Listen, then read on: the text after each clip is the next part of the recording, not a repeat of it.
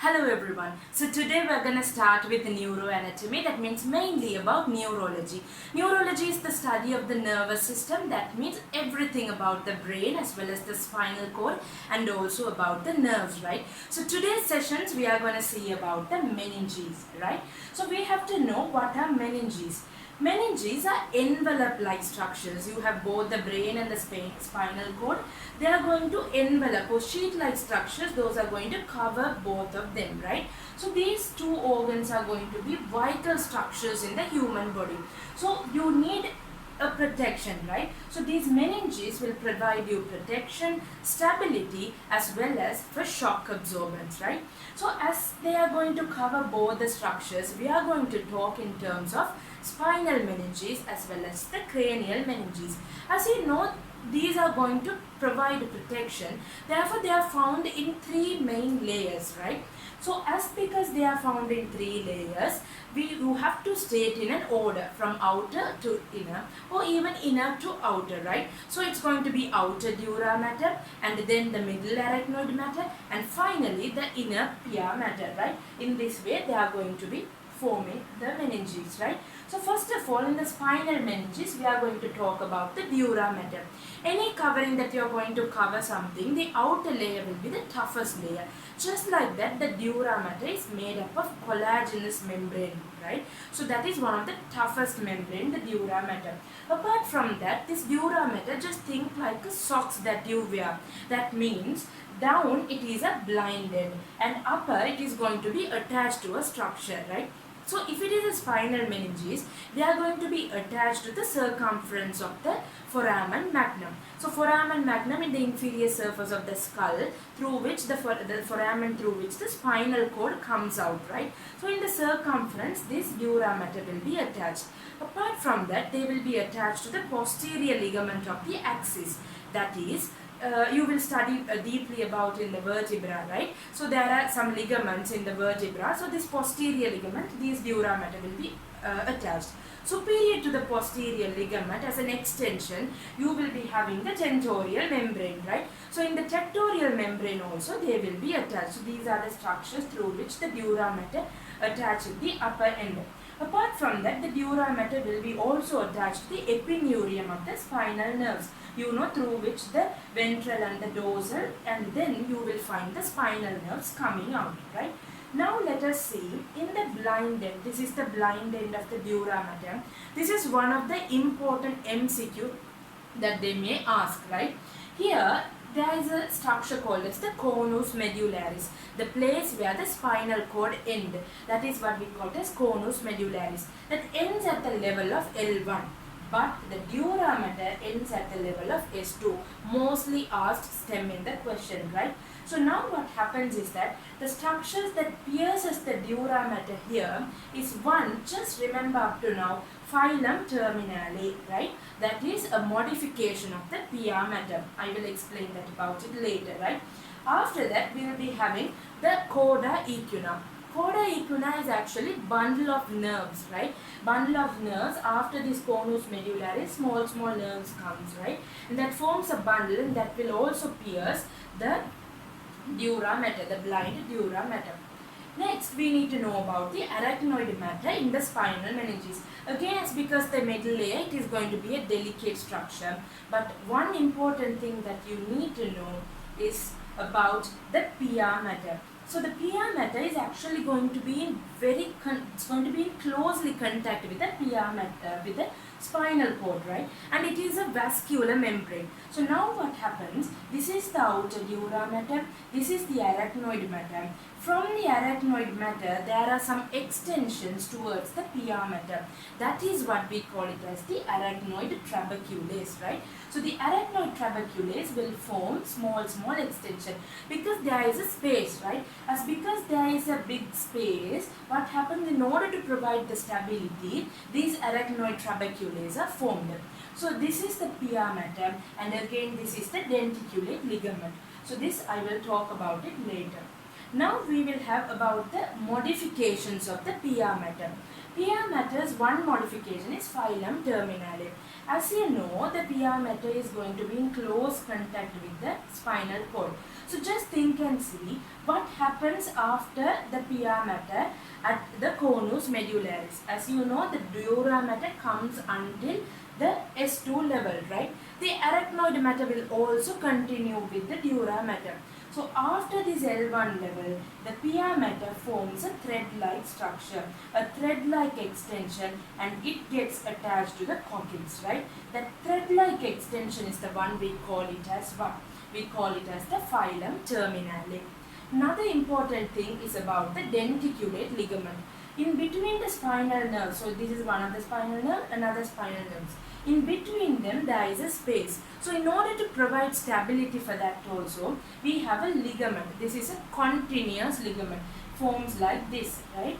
Like staplers at each end of the spinal cord. That is what we call it as the ligamenta denticulata or denticulate ligament, right?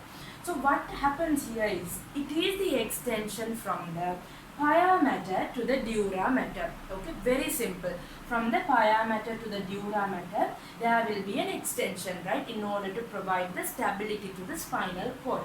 Now let us talk about, so now in this picture also you can see the continuous ligament, right, denticulate ligament, you will be able to see.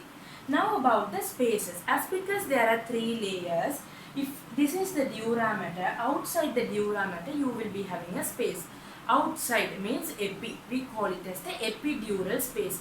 In between the dura and the arachnoid mater, you call it as the subdural space. Again, between the arachnoid and the pia mater, you call it as the subarachnoid space. These spaces are very much important in clinical manifestations, right? So these small points are the one they do ask in the questions. One is the epidural space. In clinicals, what happens, just think about the spinal cord. So outside the spinal cord, what happens is there are some structures, right? So those are the ones we call it as the contents of the epidural space. One is fat, the other one is the loose areolar connective tissues in order to provide the shock absorbance, right, protection for the spinal cord. Another important structure is the vertebral venous plexus as well as some spinal branches of the regional arteries. These are the contents of the epidural space. So in clinical manifestation, why do we need epidural space, right? So what do we do is, we send a needle, and what happens, in order to do epidural anesthetics, in order to send anesthetic or anesthesia, what do we do is, we make access to the epidural space. For example, now when you see at this picture, it is about the epidural abscess. There may be an abscess formation. So you need to drain the abscess, right? So you need to send a needle and take the abscess out. So that is about the epidural space. Now comes the subarachnoid space, right? So this subarachnoid space is little bit very important. The reason is that, as because it's a little bit larger space, it contains the cerebrospinal fluid, right? We call it as CSF. The CNSF is found in this region, the subarachnoid space. In the lumbar system means in the lumbar region, as because the spinal cord ends here, there is going to be a greater space, right? Only the cauda equina and the phylum terminale are going to be there. Because of that, you are able to approach this place very quickly, okay? So what do we going to do? In clinicals, we are going to do lumbar puncture. You are going to send a needle and do some clinical stuffs. So let us see about that. In lumbar puncture, we do it in 2 ways. One in a sitting position and the other one is in the lying position. In both positions, we ask the patient to flex the back, right? When they flex the back, the 2 vertebrae will divide. So the gap between the 2 vertebrae, the intervertebral space would be large. So in order to send the needle, it would be more accessible, right? So we usually do in the space in between L3 and L4 as well as L4 and L5. So for that, you need to find the marking of L4. How do you find L4 vertebra? Is that you have in the hip bone, you have the iliac crest, right? So the line joining both the iliac crest will be the L4 level. So you find the L4 level, then you can find the space and you can insert the needle. So now why do we need to do this, right?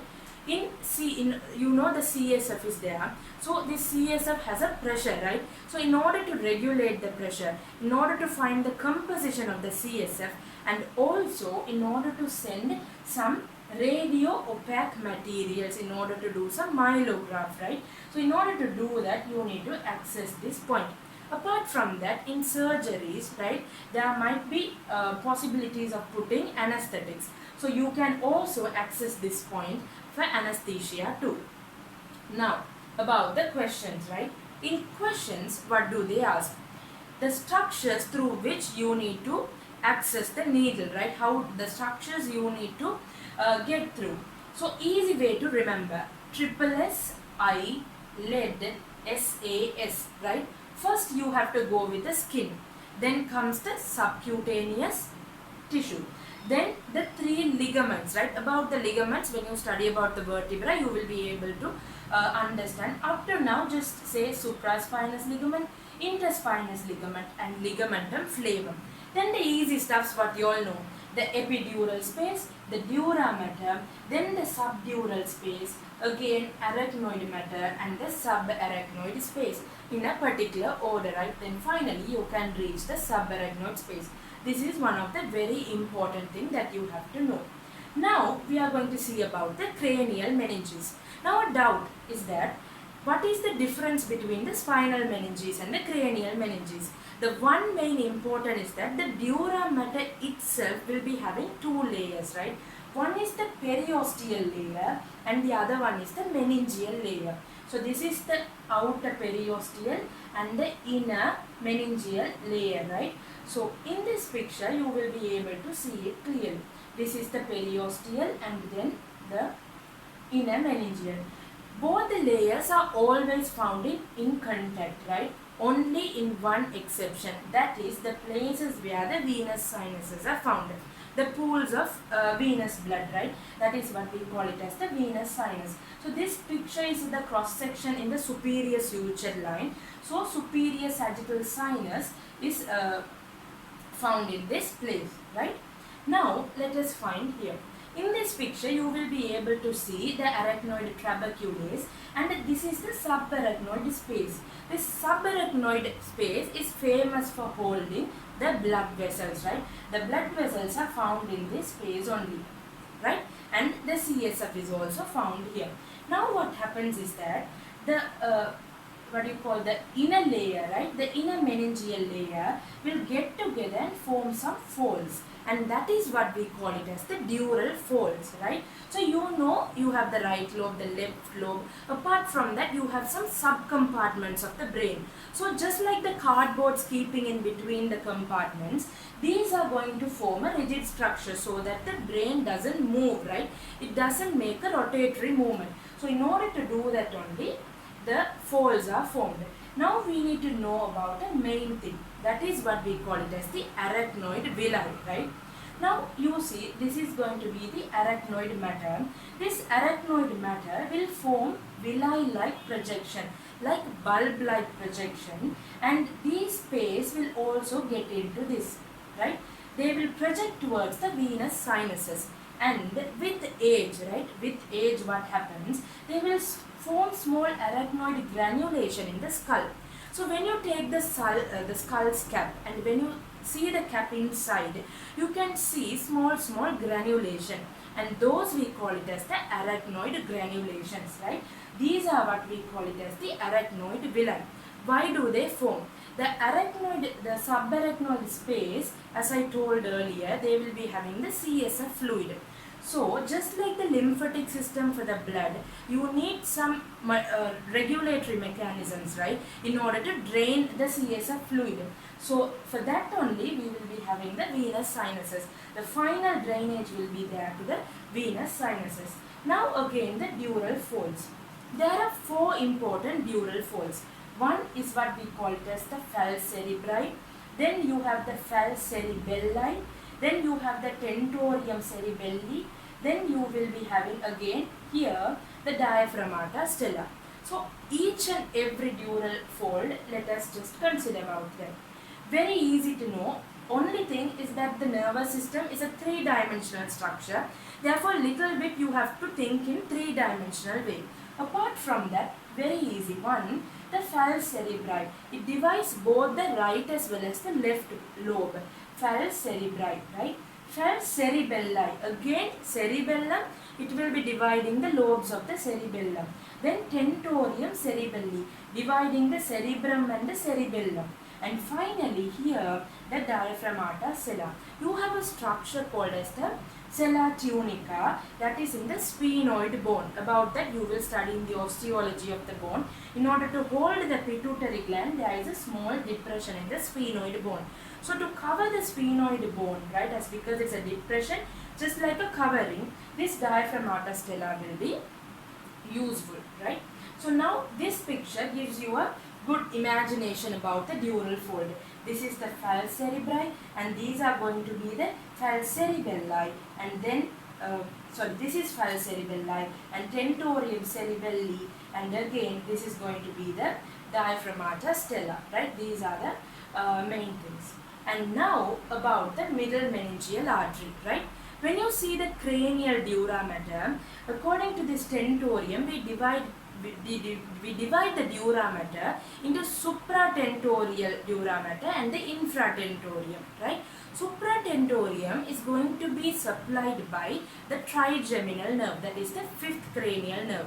So what happens is that the referred pain, if there is any meningitis, inflammation or infection in the meninges, right, what happens? The referred pain goes to the trigeminal area, that is to the forehead as well as it is infratentorial, that means if it cervical nerves. So what happens is, in that case, it will be referred to the neck muscles, that means to the there will be spasm in the muscles, right? In the neck muscles there will be spasm, and also in the occipital area. So if a person comes with a neck spasm, then you might be having a small conclusion. You will come to a small conclusion that there might be a meningitis in the infratentorial area, right?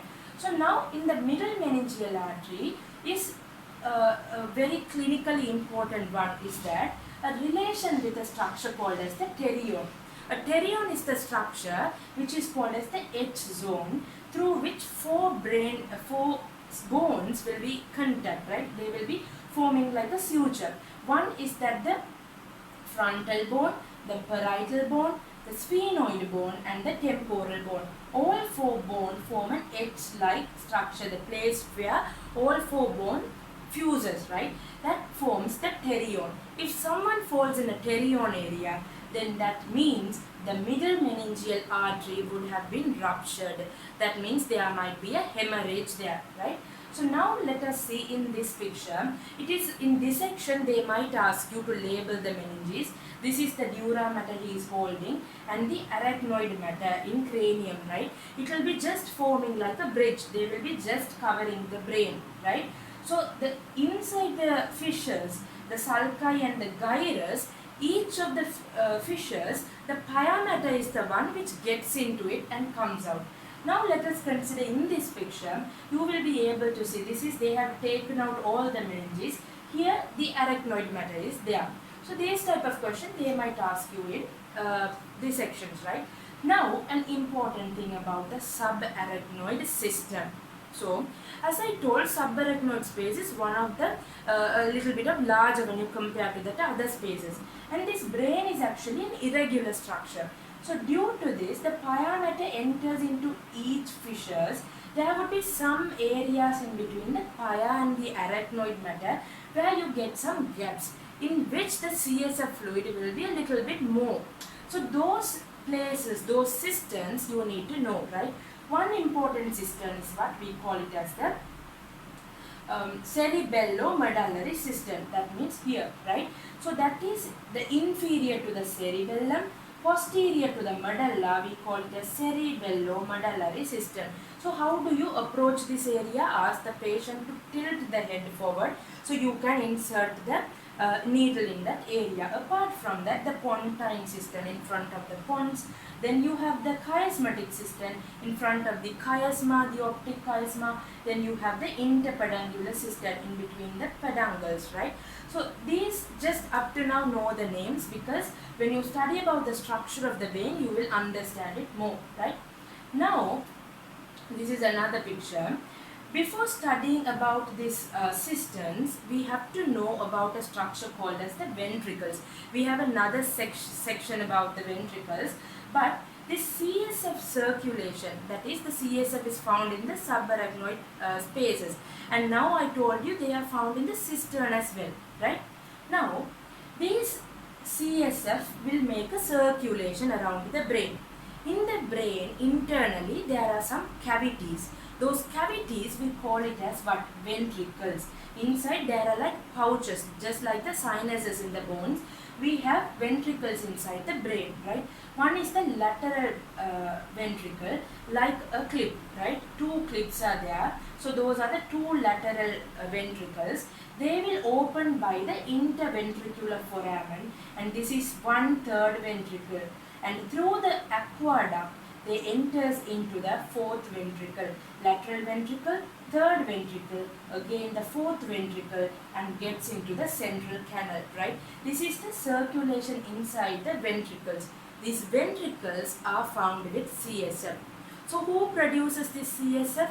A choroid plexus. About the choroid plexus, we will study in the ventricles, the different sessions, right? So up to now, in CSF circulation, what would happen is, through the lateral ventricles, I told you two lateral ventricles, through the two lateral ventricles, through the interventricular foramen, they gets into the third ventricle. Another name for interventricular foramen is foramen of Monro, right? Then from third ventricle, through the aqueduct, they gets into the fourth ventricle. Now comes the interesting part, the fourth ventricle. The fourth ventricle, from the fourth ventricle, now what happens? There are three apertures or three foramens, one median and two lateral.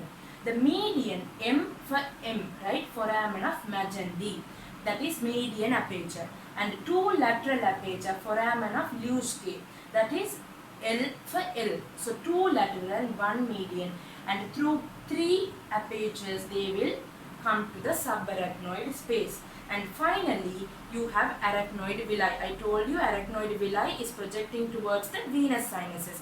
Therefore, what happens? The CSF can get into the venous sinuses and back into the superior sagittal sinuses. This is the CSF circulation. Usually, they ask even in tutorial. You must be able to say about this CSF circulation, right? So this is how from here it comes. Now, as I told you, this subarachnoid space is famous for this, what you call as the blood vessels, and then the cerebral arteries and the veins will be there in this space, right? So inside, to supply the brain, the inside of this brain, what happens? Some of the branches will get into it. So what happens means they will grab the pia mater also with them. So this is also one of the things that you have to know, right? Next comes the main part, the main clinical part, that is about the hemorrhage. So when hemorrhage happens, they can occupy the spaces that we have studied, the epidural space. So we call it as the epidural hemorrhage. Then you call it as the subdural hemorrhage. Then comes the subarachnoid hemorrhage. So these are the three hemorrhage that you have to come across. So one is the epidural hemorrhage outside the dura mater. So here what happens is that the dura mater is there. Dura mater forms like staplers of structures with the skull. So when there is a leakage of blood, what happens? There is no other way for the blood to go through, right? So what happens? They will form a biconvex structure, right? They will form a biconvex structure. But in subdural hemorrhage, it's not like that. It's in between the dura and the arachnoid mater. Therefore, they will form a concave shape, right? This is how you will diagnose whether it is an epidural or subdural hemorrhage. And again, the subarachnoid hemorrhage, and that can get into the fissures, right? So these are important. The main thing that you have to know about the CT scan, right? So here again extradural hemorrhage, and this is again, And again, this is an extradural hemorrhage forming a biconvex structure. And this is what they will ask you in spot exams, right? In spot exam, they will ask you, they will give you the CT scan, and you might be able to say that is an epidural hemorrhage, right? So why epidural hemorrhage is formed? When someone falls in the pterion area, when there is a middle meningeal artery rupture, then this will be formed. Middle meningeal artery is a branch of a maxillary artery. It comes from the foramen spinosum. So these are small stems that they might ask, but we will see this in another session, right? So next we will have, so this is again the subdural hemorrhage, right? So in this subdural hemorrhage is what? The place where the cerebral veins, right, they gets and they drains into the venous sinuses. At that point, if there is any rupture, then this subdural hematoma will be formed. So this is another CT scan of the subdural convex, right?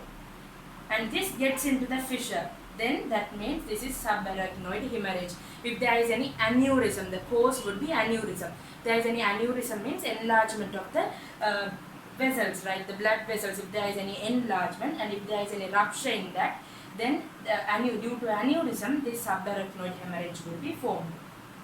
And finally, about the hydrocephalus, right? So as you see, the CSF circulation, they were circulating through the ventricles and they get into the subarachnoid space, right? So these foramens are very small, narrow-like structures. So if there is even a small obstruction, what would happen is that these ventricles would enlarge, right? That causes the hydrocephalus, right? If there is any obstruction in the CSF circulation, then there would be an increased CSF pressure which causes hydrocephalus. And another important thing about the CT scan, right? In the CT scan, this is a symmetrical hydrocephalus. Both sides the ventricles are going to be, that has been enlarged, right? These they might ask you in spot exam. And the final thing about the optic nerve, right? Why optic nerve is very important to talk with meninges is that these optic nerves are covered with meninges, right? So if there is an increase in this CSF pressure, what would happen is that the nerves as well as the blood vessels which are passing through would constrict. So what happens? The veins are the main thing which is going to constrict. So the venous pressure inside would increase. If the venous pressure increases, what would happen? The edema would cause, right? So we call it as the papilloedema, right? So that is one important clinical manifestation that we have to know. So that's all about the meninges. Thank you very much.